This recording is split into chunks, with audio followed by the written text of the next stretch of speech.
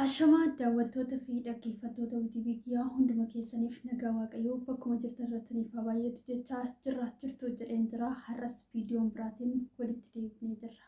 Maal qabattee dhufte obseen jechuun keessan hin oolu viidiyoo ajaa'ibaa pirankii ajaa'ibaan qabadhee dhufe. Innis eenyu irratti jechuun keessan hin oolu mucaa wayiiti jechuudha. Bilbilaan beekaa jechuudha. Kanaaf ammoo maal jedheen pirankii irratti hojjedha. Mucaa san jechoota tokko haalota tokko gizeetti jedhaniini baay'ee aara jechuudha mucichi. Garuu aniif mucichi dhimma waan tokkollee hin qabnu dhimma hojiitiif walitti dhufne ani hojii irratti kanaaf hojjetamu mucaa sanii dhimma hojii sanii walitti dhufne dhimma itti walitti dhufirree waan biraan qabu jechuudha. Duraanis wal beenu dhimma itti wal keenya somtuun jiru dhimma hojiitiif wal keenya jechuudha. Mucaa saniini bilbila isaa namuma keenya ijoollee keenya irraa fudhadhee boodarraa mucaa saniin obsee jaalattee ishee wajjin jirtu akkamii maal obsitu maal kan jedhanii yaadota irratti kaasan jechuudha. Yaadota hin jirre mucaa saniif kaasanii mucichi immoo akkana naan jedhu ani wantoota hin jirre irratti akkamitti akka naan jedhu jedhee yaada baay'ee dubbachaa jira jechuudha. Har'aan immoo maalan godha ittiin ulaa argadha waan ta'eef pirankii irratti jedha. Maal jedhaan mucicha sanii dawwaleetti fen yoonni bilbila naa kaasee maalan godhaa jaalalli sirraa na qaben jedhaan. Mee maal jedha anillee sin jaaladha jedhamoo ani lakkii ani hin barbaadu jaalallee hin qabadhamoo waan inni jedhu hin beeku waaqayyo dhumtaa beeku. Garuu ani itti irratti pirankii hojjechuuf dhugaas miti waan isin hubachiisuu qabu dhugaa miti jechuudha. Anis dhimma jireenya kootii qaba innis dhimma jireenya isaa qabaachuu danda'a. Garuu ani immoo pirankii dhumaaf irratti hojjechuudhaaf fuulaa waan an argadheef bootaa waan an argadheef pirankii haalli pirankichaa waan nama mijaa'eef yaada inni qabu hubachuuf isiniin jedha. Kallattumaamee mucicha irratti bilbilee yoo bilbila naa kaase walumaa waan inni dhudha keenya bilbilli isaa hojjeta taanaan gudiidhuma yaa rabbii waamaa jira jechuudha. Nagaa malee abdiin qaba. Waamaa jira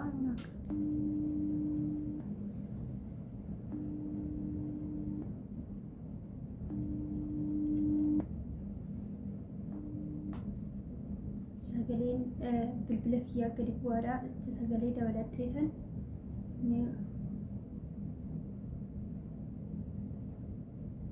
waan inni jiru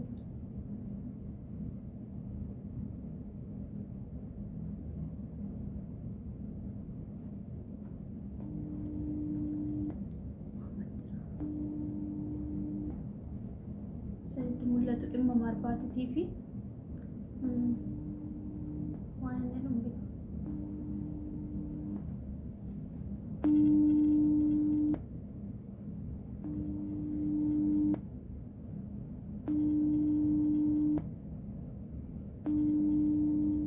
naakaasuu dide bilbilli waamaa jira naakaasuu dide jechuudha. Irra fita hundi isaatiinis deeme. Hello. Oi. Maani irra fitamoo akkam? Maara bilbila hin kaastu.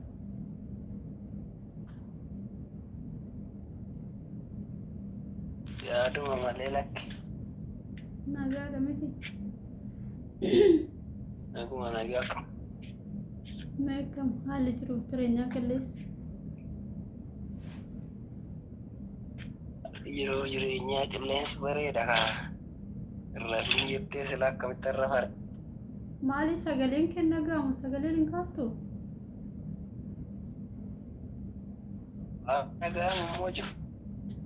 Nagaa maali ijoollee jirra fiteessamu? Marginuu taa'in jira.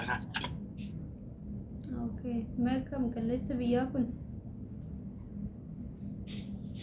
Qilleensi biyyaa maaxaadhaa qabna ta'e kanarra immoo bokkaan keenya nu roobaa oole. Okay. Ariifidha maarree jiidha argattani. Miti. Na. Jiidhiinsa gaariidha. Har'a sirii nama jibbisiisa har'a immoo guyyaan isaa.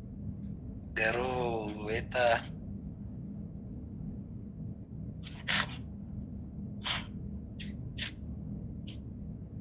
sitti meen ture durasi Noallatti himte?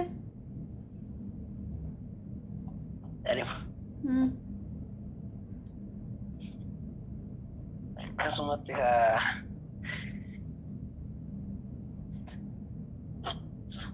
waanuma tokko tokko akkuma qallii fakkeesse Qalbii fi dhimma dhugaa garaagarummaa qaba mitiire? sirruma inni maa garuu Dariana asittis waanuma qaladu sitti fakkaachaa turedhe. Hunduu qal'uma kaa garuu meeti mee maal jettaama yaada sii kenna irratti? Yaadana irratti itaanin tiniyaadha kaa ingirii yaa'u amma waan akkas jedhe Maal? amma yooni lakkii ishii jedhe abjoodheen walitti wayii war Kan abjoottee natti himtuun barbaanne kaane ammuma dhugaashii jala sarartee anis maaliifin itti yaada atisumatti yaada jechuun. maal rakkoo qabaachuun matti yaadu Ani beetti yaadee miti anaaf fide ammoo. Jechuun itti yaadee itti dadhabee miti anaaf fide jechuun yaada bakka keessa sammuu kootti na dhufnaa anaaf fide malee.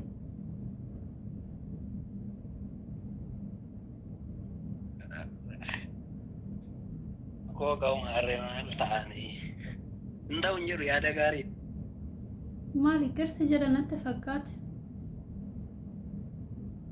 gara dhugaa qirna hin jenne Akkam qirnan jenna sababii nan haasaa keetirra hubee nan beeksisa.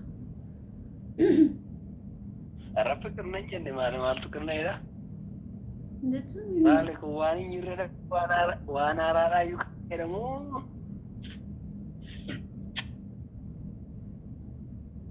jechuun atamma waan anan si gaafadheef dhuguma na jaalattamoo anumti siin jedheef isheetta. maal maaf hin jaalanne maal maaf hin jaalanne Jechuun nama beeku haasaarraa hin beeku baabee amma haasaarraas ilaalaa jira. maal jechuudha maal Ofitti haasaa koos hin taane walumaa galatti ofumatti gammadaa hin taane maaliif?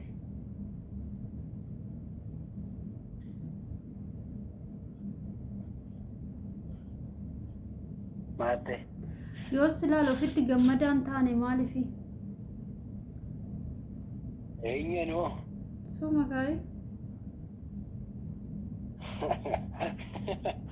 haa qalladda maa kofaltaa?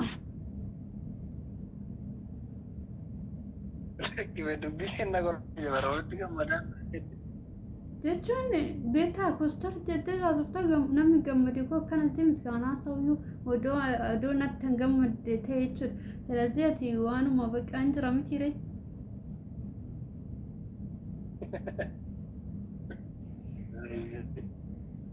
Maal haasaa godhuri haasaa kun wanta sitti qayyarame jira yaa haasaa kee keessaa wanti bakka kostar jechuun gizeewullee afaan haasofta sii kostar jedhuun argeen beeku kanaafin.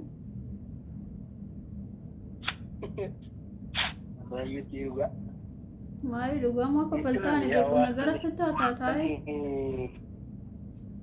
waan ati kophaa taayyaarrii naan jettee fani sagalee hubate qabadhee haasaa jiraman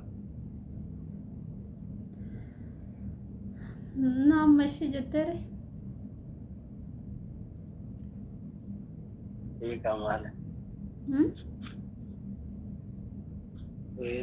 Baru gaabbitee lakkiin jetta. jechuudha takkaa hin jiramu Waanuma jiru gaa kun. beekamaadha Maal? ishiinka Boru dhiisuun har'a isheedhani.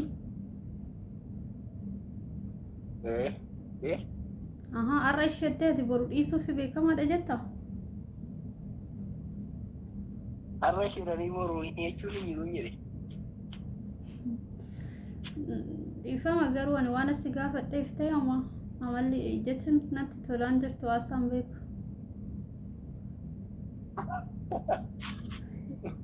Bayaananii jedhe. Haa? Itti fakkaate malee lakke. Hundaafuu haa ta'u erga akkanatti qirsi jechuu rakkoon qabu haafunni kun.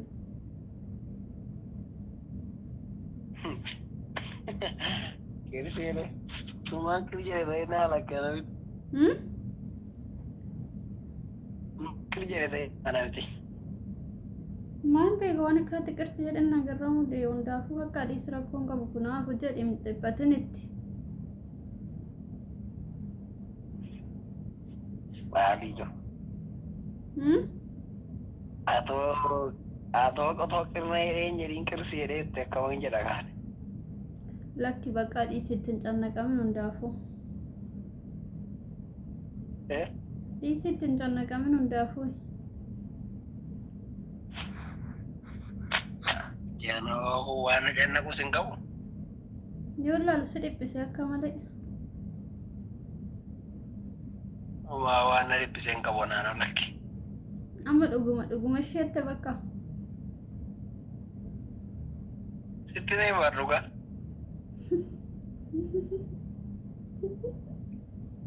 Hundaafuu jechuudha. Si argadhe dhugaa Kiristoos. Allaaliif. Si argadhe maaliif jedhe ani asii viidiyoo si waraaban jira jedhe sagalee kee piraankiis irratti hojjechaa jira. Viidiyoo maali? Dhugaa rabbii piraankiis irratti hojjechaa jira viidiyoo si waraaban. Mikinaani viidiyoo si waraabeef sittuu. Har'a guyyaan ganama namni wayinaa bilbilanii kaza sabboona waan akkanaa ati ngote pirankii godhuu hin dandeessu sabboona waan akkanaa ishiin jedhu of eeggannoo guddaa godhanaan jedhan hargamte nyaatamte dhugaa rabbii sabboona.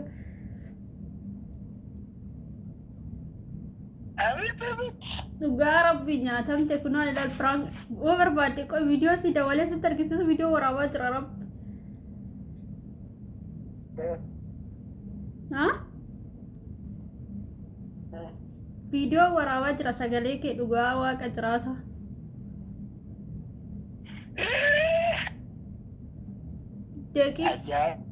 Daqiiqaa 17 waraabutti jira kun innaa kanaafuu amma nyaatamte ani duraan akkam pirankii hojjedhu dubbadheen jira hundaafuu viidiyoo akkam okay amma hundaafuu akkam viidiyicha gadhiifadhu dhiifama naa gootamti natti qabamteen jirtu. Atika. Inkalladini hante viidiyoo gana gadhiisame.